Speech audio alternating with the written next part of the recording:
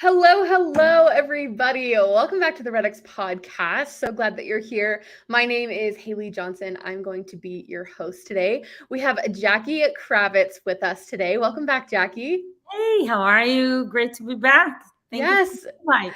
I was actually just looking. You were on the podcast this week a year ago. So No it's way, the same exactly. week. What are the odds? Wow.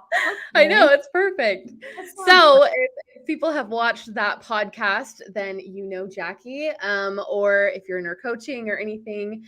But Jackie, for those that don't know who you are, could you just give us a little brief introduction?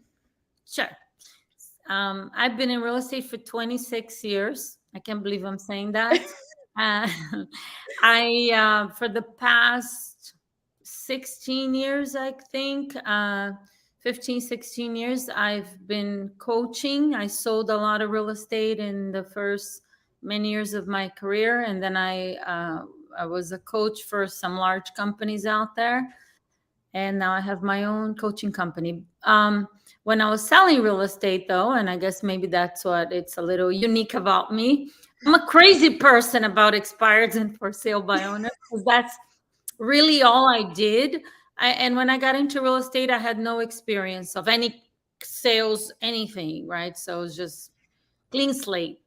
And I started making a lot of calls, and I realized very quickly that if I want to take listings, why not focus on talking to the people who want to sell? And those are FSBOs and expired. So my fourth year, I closed 100 transactions, and they were all FSBOs and expireds. And then Wow. 130. So fun. It's fun when you're talking to people that you have, like you actually can set an appointment versus. My first couple of years, I made a lot of neighborhood calls, just calling around. Yeah. And that's fine. I learned a ton from that, and I took listings. My first few listings were all from calling neighborhoods, but I had to talk to hundreds of people, Right. to find one. So it's like, why? Excuse me, I just Bless you. I haven't sneezed in like months, so thank you. So I realized very quickly, these neighborhood calls are great, but FSBOs are better. They're all selling expired listings. They all want to sell. So that became my thing. I love it. Yeah, I want to, that's what we're talking about today. We're talking about expired listings specifically. In the podcast we did with Jackie a year ago, we talked about for sale by owners. So we'll definitely link that one below for anyone that's interested in that as well. But before we just get started into all of the meat and potatoes, for everyone that is watching, this is a participatory event. So if you have any questions for Jackie throughout our discussion today, make sure to chat them in, and I will make sure to get those over to Jackie. We're going to be talking about some scripts and objections for expired specifically. So if you have objections that you're getting on the phone right now that we aren't covering or anything, be sure to chat those in, and we will get those role played for you.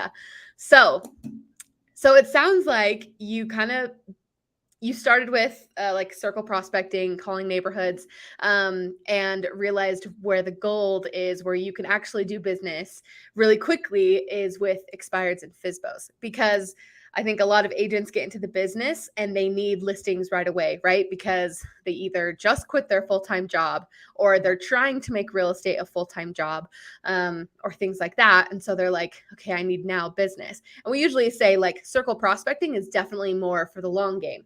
That's something where you're building your database, and you're putting people into your CRM, and you're building your mailing lists and all those things. But that's not going to necessarily give you a lot of business in the next 90 days, for example. Yeah. So, and my first question was why people should call expired specifically. And you kind of answered that just because they're ready to sell right now. But is there anything you would add to agents who are maybe skeptical? Yeah. So not only do they want to sell, Haley, I love FSBOs and expireds both. It's like, oh, which one is better? It's like asking me to pick my favorite child. I mean, I can't do that, right? That's so funny as I say that. Last night I was with my two granddaughters. I have a 5.5 and a 2.5. And the older one is saying, who's your favorite? She actually asked me that. I said, who's your favorite granddaughter? I said, I can't. She said, but I'm the firstborn. I said, yeah, okay. Anyway, I can't pick a favorite because they're both amazing, but I can honestly say that expireds are better. And the reason why they're better than FSBOs is because they're just easier to list. Listing a for sale by owner is not as easy. Expireds are easier. What's harder about the expired is setting the appointment. Because when you call brand new expired, like, so here's like, just to show the difference, right? Expireds are more immediate business than FSBOs, because FSBOs can be, but you're going to have, again, they could watch the other podcast that you're going to link or whatever on FSBOs. I mean, they can be, but the listing presentation to a for sale by owner is very, very specific, unique, because they want to save the commission. They don't think that there's value in using an agent. So that has to be presented to them in a very powerful way for them to see, like, oh, okay, well, it makes sense for me to pay. Oh yeah, you expired, you don't have to worry about that. A brand new expired listing, if you can just build rapport, not have them hang up on you, because new expireds in most areas are getting a lot of calls from real estate agents. So I always say your goal needs to be, and the more agents they talk to before you call, the crazier they're going to be. I mean, they're just getting aggravated, more and more and more. Like, I live in Miami. Miami is probably still is, but a few years ago was the largest board of realtors in the United States. Like, there's more agents in Miami than anywhere else. I mean, you could just imagine, you literally call an expired and it's 8:15 and they said, I've gotten 100 calls from agents since 7 a.m. this morning. I'm like,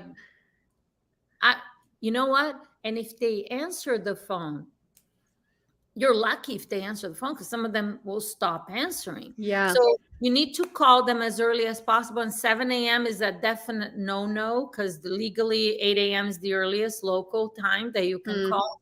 And you should be on the phone calling at 8 a.m.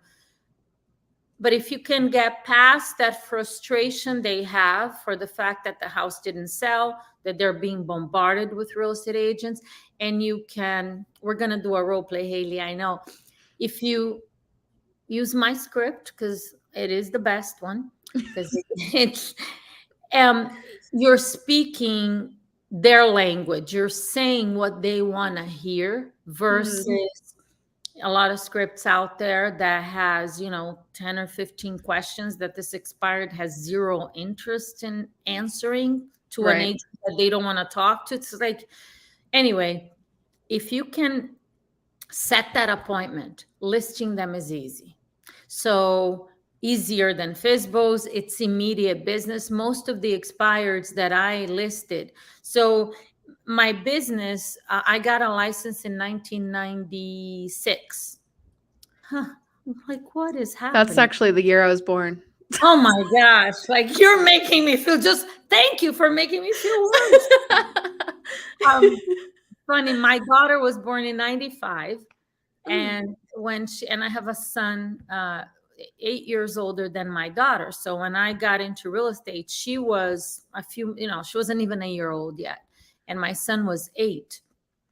And I was a stay-at-home mom. Before she was born, I worked in a hotel. But when she was born, I was just basically staying at home, cooking, cleaning, taking care of the house. Here I got a real estate license. And I don't have time with the house, the 2 kids, whatever. I started making calls nights and weekends. My first 2 years, I was working part-time nights and weekends, because I talked to a lot of, moms especially, or even could be a father that has small children or they have a full-time job and they're working real estate part-time. Been there, done that. It can be done. Right. Yeah. You know what? Is it harder? I see so many agents that have their entire day dedicated to real estate and they're so inefficient. So you know what? It's what you do with the time you have. But anyway,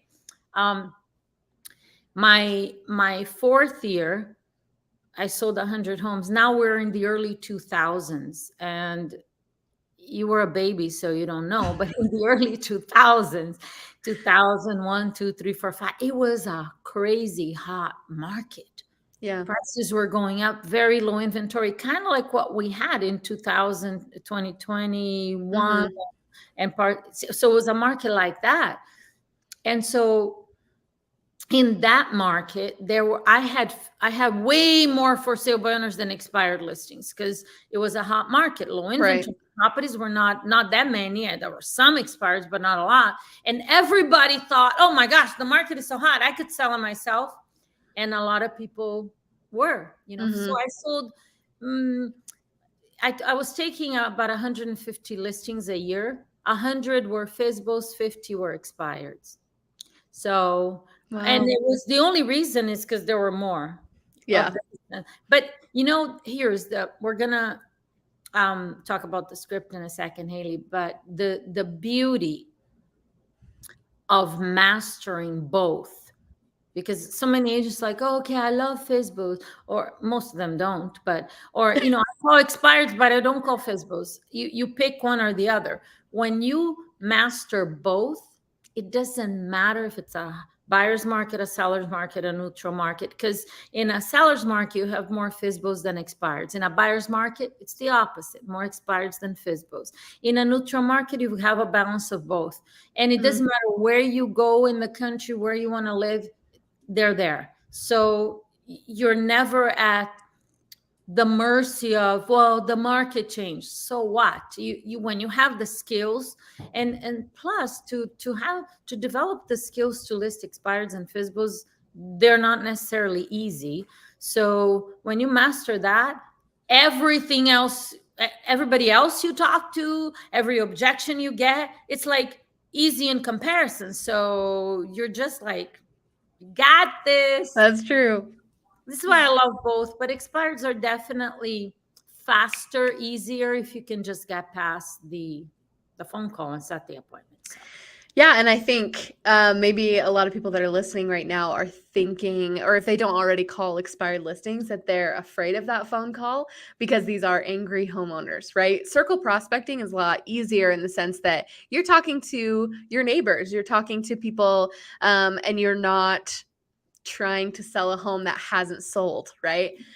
So maybe talk to that a little bit, of those agents that maybe are afraid of that. Yeah, I can totally understand why agents would be nervous to speak with an expired, especially when I'm saying, they're frustrated, they're angry. Yeah. Now, first of all, if you're listening to this and you're thinking, yeah, I'm afraid of that, wouldn't you be angry and frustrated and annoyed and maybe even a little hostile if you had listed your house with an agent 6 months ago with the intention of selling it and it didn't sell, and today when it's not for sale anymore, you're getting bombarded by calls from real estate agents saying they can sell it? Wouldn't you be annoyed? This helps me a lot, actually, just putting myself in their situation, understanding really where they're coming from, because then I can relate. I'm like, when they sound angry, I can say, Haley, I completely understand why you're frustrated with this. I mean, I couldn't even imagine being in your situation. And I have no idea why all these agents are calling you. I'm calling you because I am confident, Haley, that I can sell your house. And I'd like to meet with you for just 20 minutes and show you exactly how I can do that for you. So I can say that, would 3 o'clock work today or 4 be better? You always close.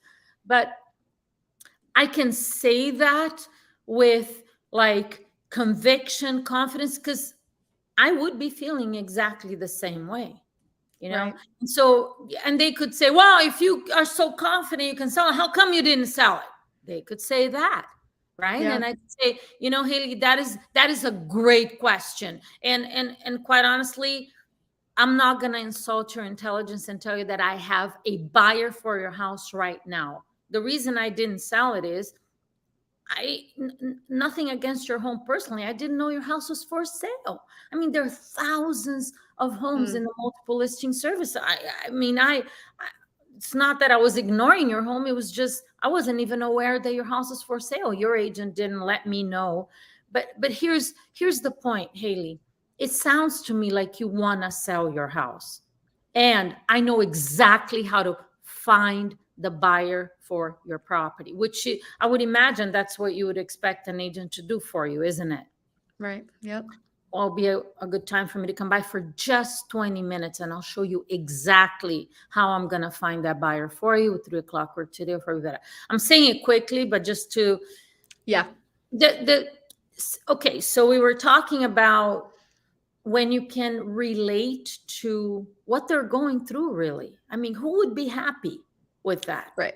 And they're thinking also, all agents are the same, because people think, okay, now my agent was no good, the house didn't sell. Everybody's the same. So what makes you different? That's another common objection, right? We can role play. Yeah. I want to say also this. I told you that in my first 2 years, I made a lot of just listed, just sold, circle prospecting, neighborhood calls, which I did. But also right away from the very beginning, I was calling expireds and FSBOs. Yeah. I just didn't know what I learned over time, how to handle them, but I was calling. Right. And I was terrified of expired. I was calling them. I would call them every day, but I had no idea what to do with them. The ones, my experience with expireds is they were crazy. I mean, they scream and yell, and they're like, what? And I'm like, I didn't know what to do with them, because I mean, so what, the agents that are nervous about making the calls, been there, done that. I Right. know. But as you start to understand how to communicate with them, and you learn the skills to build rapport, then it becomes easier. Mhm. It's not that they're going to be different. You're just going to be better. So these conversations are I going like to, that. plus you develop some thick skin too. I mean, if you're going to get hung up on everybody that hangs up on you, or so, then go get a job doing something else, because this is just, no matter how great you are. And recently, like a month or two ago, I actually picked up the phone to call expired listings. Some of the live calls are on my YouTube channel, and I hadn't done it in like 3 years. Once in a while, just I do it. And the reality is, I'm really good at it. I know I am, and I'm confident. But most of them hung up on me, no matter how good I am. And then, I talk to 10, 9 hang up, and no matter what I do, and then 1, I set an appointment. So that's okay. I'm fine with that. But when you're brand new, it's going to take more hang ups, more, and you're learning. That's just the way it is. So you can't just, I'm afraid of, because they're rude, whatever. So what? You're not gonna call? How are you ever gonna? Somebody's listing these expireds. Yeah. Somebody is. So let it be you. Right. If you're just gonna be afraid of calling and not make the calls, well then okay. I guess your competitor can go list it. The way it is. Yeah. Everything is a process. There's nothing that we become really good at without doing it a lot. I agree. Again, it didn't take 26 years for me to, my 3rd year, I was already feeling, but I worked hard at it. I was working part-time in real estate, but I put in the time. When my kids were taking a nap at night, I'm practicing. I'm thinking, I'm looking for ways. I hired a coach. I wanted like everything I could do to learn and improve and get better. I did. And by my 3rd year, I was feeling already like, I think I got this, Yeah. I'm feeling so much more confident. And every day you are a little bit confident, and it compounds, and all of a sudden you get better results. Okay, that's it. I'll shut up now. Oh, I like that. I mean, because you kind of set expectations, because if you buy expired leads, or however you're getting your expireds, and you pick up the phone, the first one that you talk to, odds are they're not going to want to list with you. And they might hang up, or they might, not even answer. Right. So that expectation is important because, like you said, I mean, year 3, you said that's when you were starting to feel confident. That Yeah. takes some time. Like Yeah. this isn't something that you can just wake up the next morning and you're going to nail it with expireds. Yep. So I like that you set some expectations. We do have a few comments that are coming in that I want to address and talk Okay. about. So a couple of things. Some people are saying that Lauren says expireds in Delaware are being called by everyone. Yep. So we can talk about that. Also, Neil said, why do expired listing owners give up selling and not want to sell? So let's kind of talk about those. And then I want to get into role play as well. Okay, sounds good. So everybody's calling expireds in Delaware. Mm-hmm. Yeah. Yeah. Okay. So what does that mean? And here, you know why everybody's calling? Because they know how hot these prospects are. Right. That's why they're calling. Because when you call around the neighborhood, how many agents are calling the same neighborhood you're calling?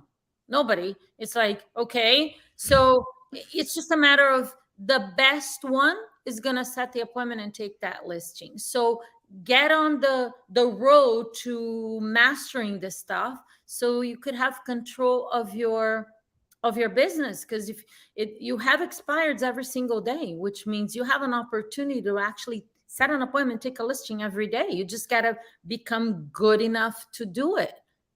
You're in real estate, so why not? Right.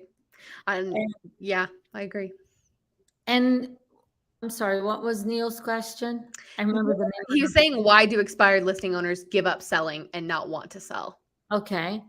Well, I mean, why? Some different life situations, right? I believe that a good 75% of expired listings, they relist and they still want to sell. There's a smaller percentage that for whatever reason, they just change of plans. They decide not to sell.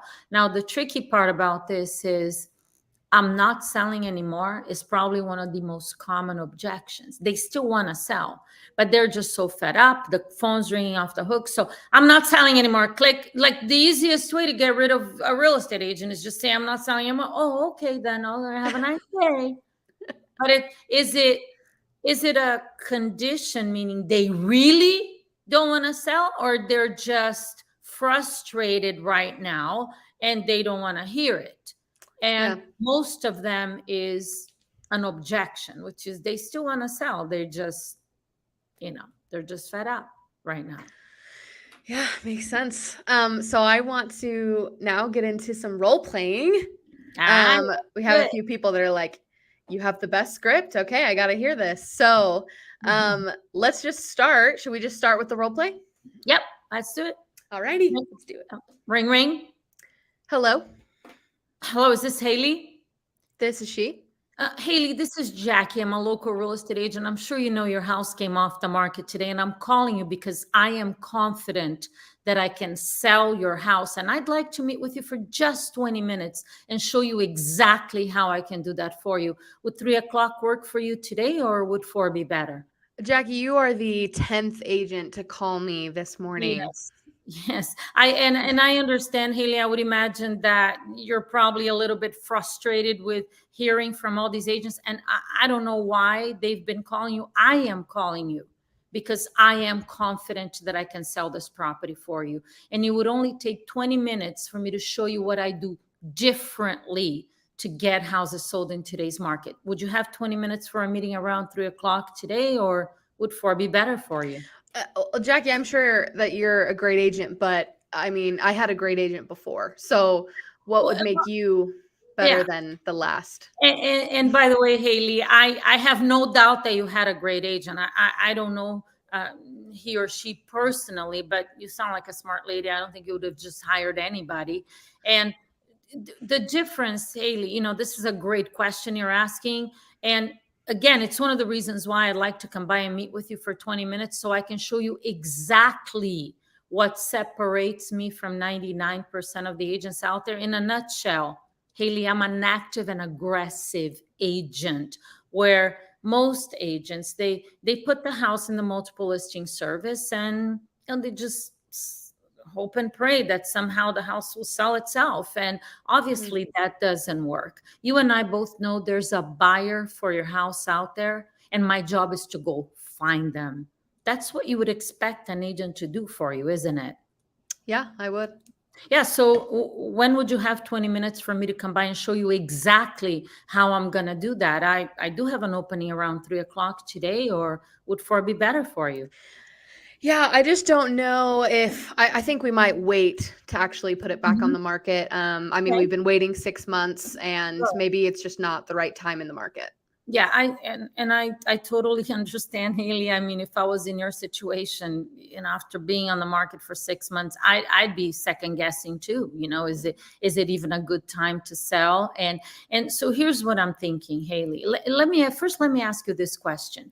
If you were, and I know right now you might not be able to confidently answer this, but I want you to think, hypothetically speaking, if you were absolutely confident that your house would sell, would you consider putting it back on the market now?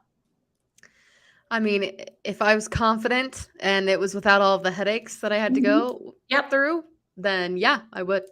Okay, great. I mean, so this is exactly why I want to come by and meet with you, Haley. You're under no obligation, because I understand how you're thinking that maybe it would be a good idea to wait. I want to come by and show you exactly what I do differently. And I am confident that when we meet, you'll clearly see why we should be working together. And our meeting is only going to take 20 minutes. You're under no obligation. At the end of our meeting, you decide what's best for yourself. So would 3 o'clock work for you today? Would 4 be better? 3 o'clock would work. Okay, great. See you at 3. Wow, that was great. I loved that. I think, I mean, we can dive into that a little bit more. So, and someone asked while we were role playing, Lori asked, do you need to establish rapport first or ask for the appointment? Because you went pretty quick in there to just being like, hey, let's meet, right? Get off the phone. Let's meet in person. Building rapport. So I don't know exactly what Lori has in mind about how you build rapport. Yeah. So I want you to think about who you're speaking with. How you build rapport with a brand new expired is you mimic and match, you mirror their emotion, the rate of speech, the volume. That's all you have to go by. You cannot, some people think that if you keep them on the phone and you ask about what's going on, you're building rapport. No, you're just getting them aggravated because they're not interested. You already talked to 10 agents. I mean, what, you're going to sit and just, yeah, they just want you off the phone.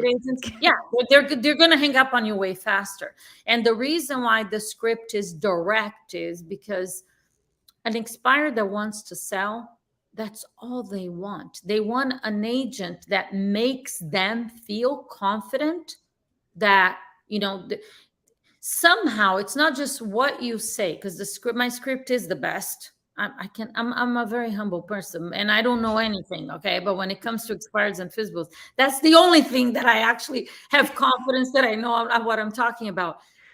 That's what they're looking for.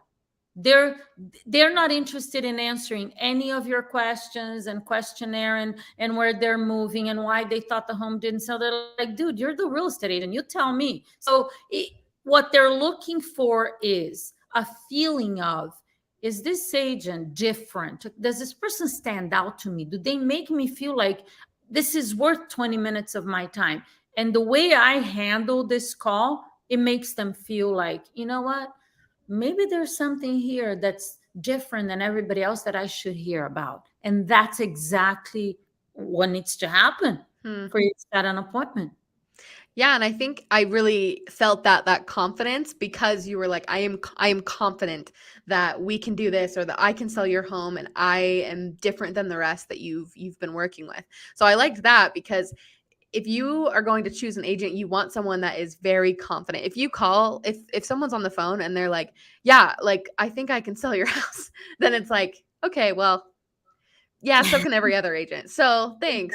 Exactly. Yep. Lori had a follow-up question. She says, do you ask why they're moving or where? No. Did you hear me ask that? No. That's a pre-qualifying question.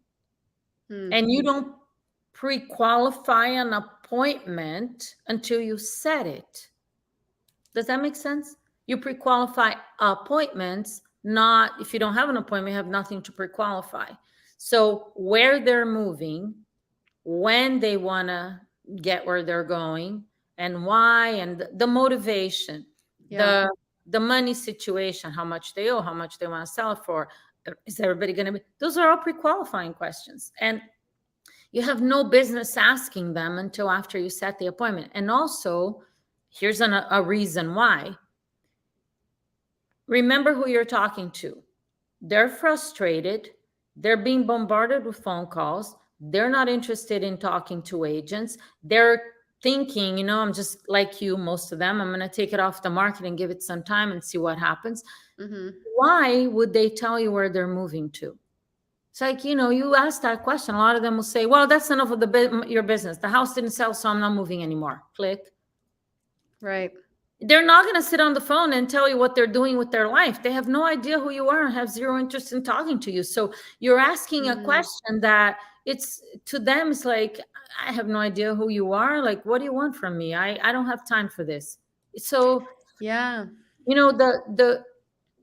the confidence which is part of the script, it's what they're looking for. They want to sell. They want somebody that makes them feel like, well, maybe I have a shot with you. So yeah. And when I say just 20 minutes, it's easy for them to say yes to that, because most real estate agents go in for 2 hours and put them to sleep. So I specifically say just 20 minutes. And sometimes people say, but can you really do a presentation in 20 minutes? That's irrelevant. That's you in your head thinking, I've never had somebody like time me. No, you show up and you're incredible and they're excited about meeting with you. They're not timing you. But, sometimes if they say to me, well, I only have 20 minutes, I say, Haley, no problem. On my end, 20 minutes is all I need now. Obviously, if you have any questions, I'd be happy to make sure I stay longer and answer them for you. But all I need is 20 minutes, and I'll be able to show you exactly how I'm going to get your property sold. So that's it. I love that, because all of the other questions that you could ask are just unnecessary to the conversation. Like, they don't absolutely have to happen. What has to happen is they need to know that you're on their level, that you understand that they're frustrated, and that you can solve their problems. They don't care who you are. They don't care anything about their upset at real estate agents. And so all they care about is what's in it for them. So if you focus your questions and what you're saying on the expired listing, then they're going to be like, oh, wow, okay, then this agent can actually help me. Yeah. Here's the other part of this, Haley. Since they don't know who you are, they don't want to talk to agents. They're frustrated. If you ask where you're moving to and they answer, they're likely to lie about it. They're likely to say, well, I'm not in a hurry. It doesn't matter. It's all right. I'm just going to stay here. And you don't have an appointment yet. You don't even in rapport with them yet. And now you ask that, their response is going to trigger something in your mind saying, they're not that motivated. This is a waste of my time. So it's just distracting you from setting the appointment, because now you're believing them, and you're just telling yourself there's no potential for a listing here. And maybe they say, let's say this happened to me so much my first couple of years in real estate. They say, yeah, I'm going to just leave it off the market for now. You could call me in a month. Okay. I believe him. Okay. So I make my little note, my lead follow-up, whatever. I call him back in a month, and they said, no, I already listed with somebody else. I'm like, my first couple, I'm like, what just happened? I mean, and this happened over and over and over with FSBOs and expireds. And I start to realize they're lying to me. Not because they're liars. They just don't know me. They don't want to listen to an agent. They don't want to talk to an agent. They're frustrated. They're being bombarded with calls.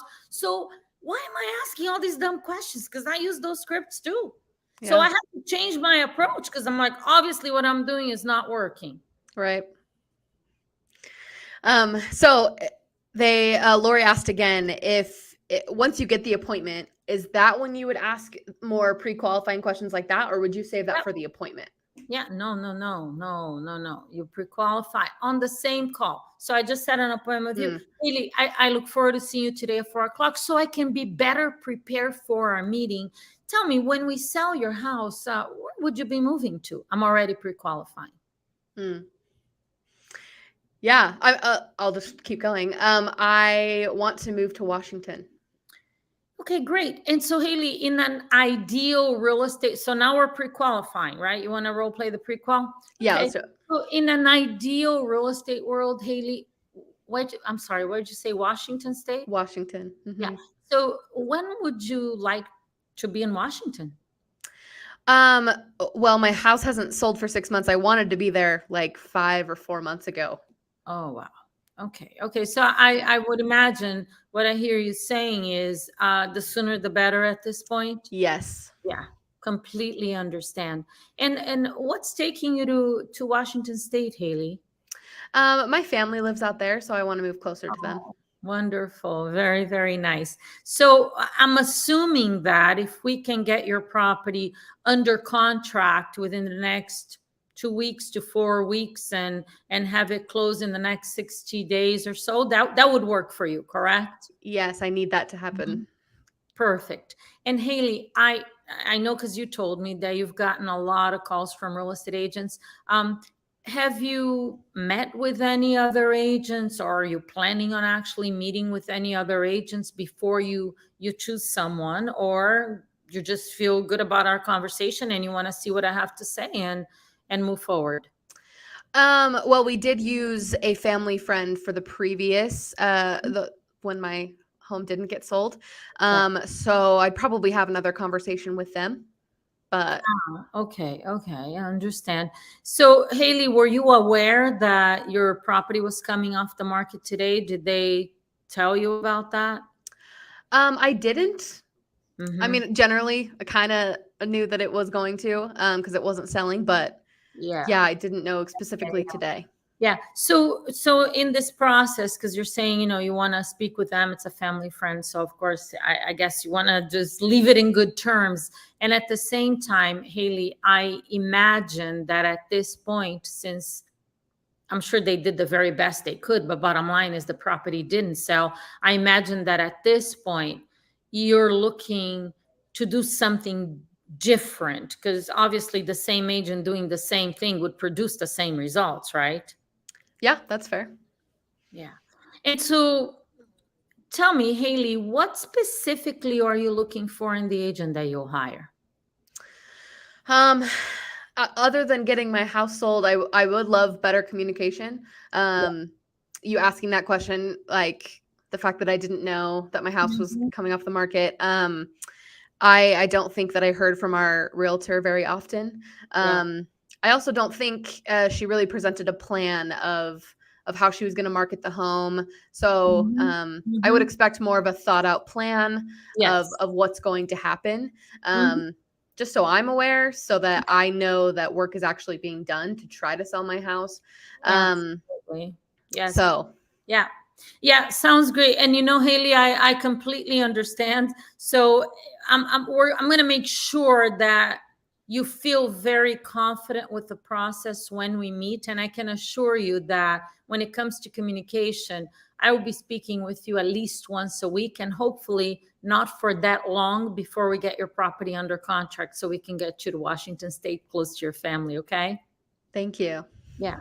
Excellent. So Haley, is there, in this process of selling the home, is there anyone else involved, another owner or decision maker that will need to be present for our meeting today? My husband. And he'll be there today at 4 o'clock as well. He will, yes. Excellent.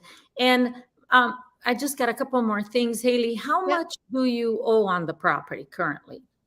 $200,000.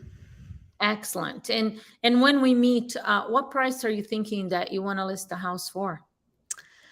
Ideally, I would like it for $650,000. Okay, so you're looking at $650,000. And this is a hypothetical question, Haley, and I can assure you, if you and I end up working together, this is not going to happen.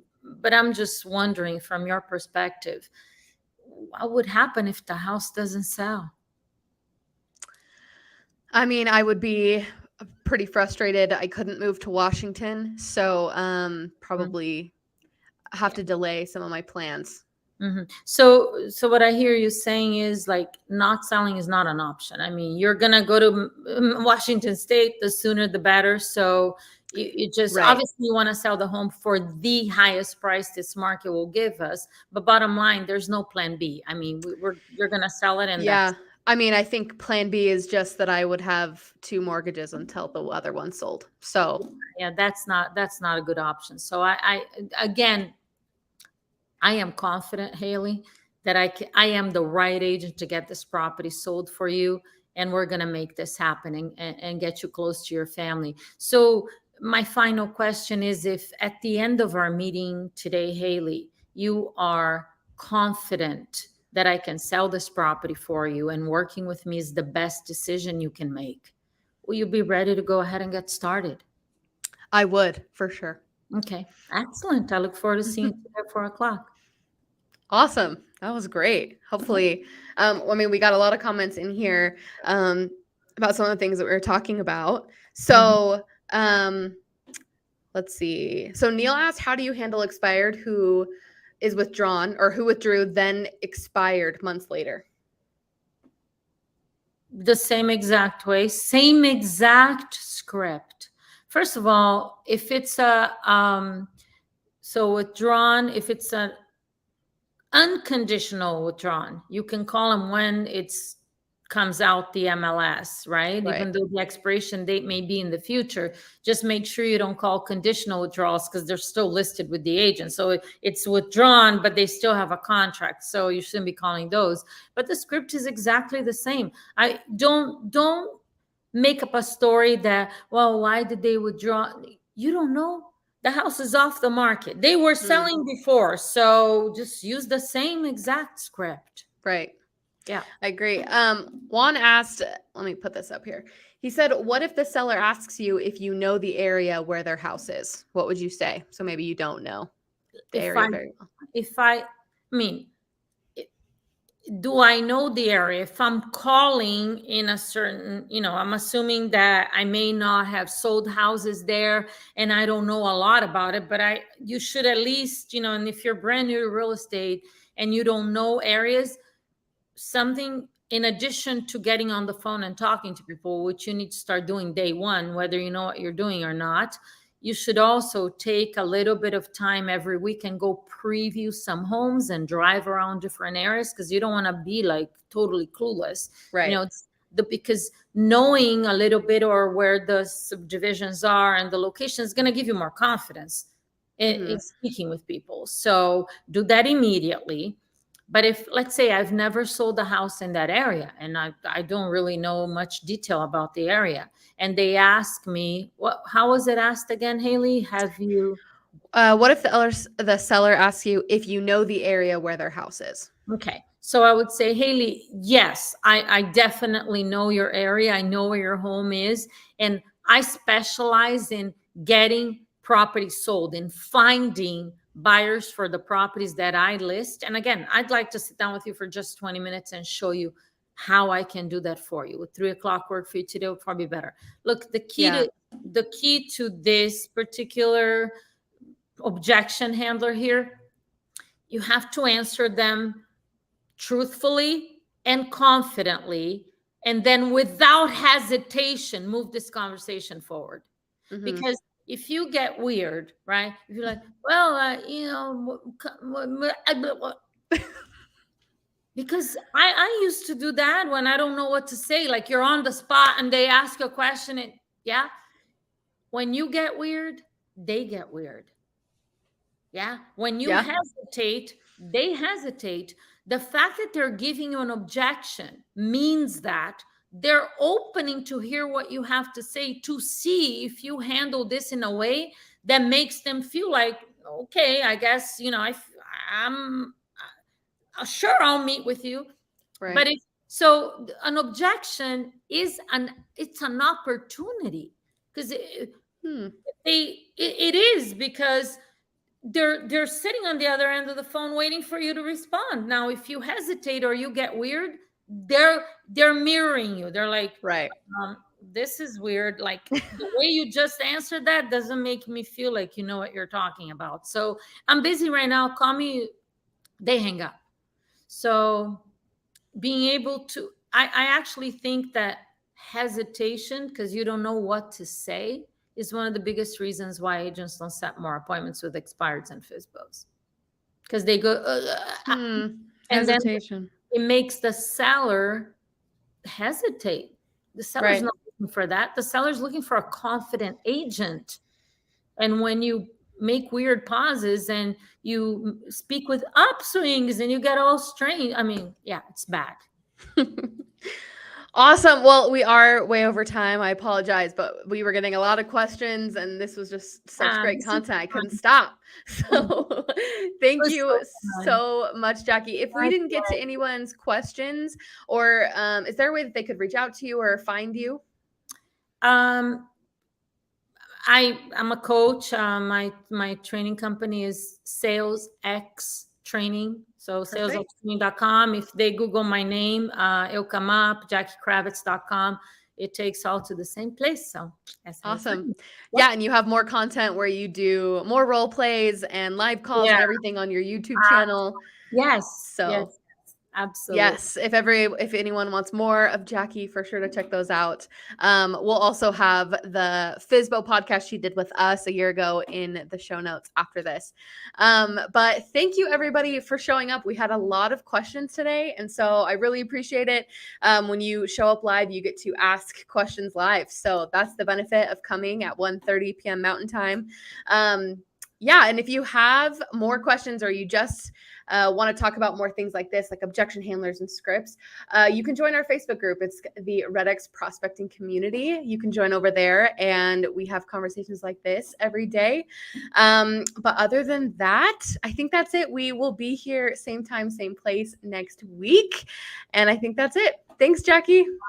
Thank you, Haley. Thanks, everybody, for watching. Have a great rest of the week. Thank you. See you soon.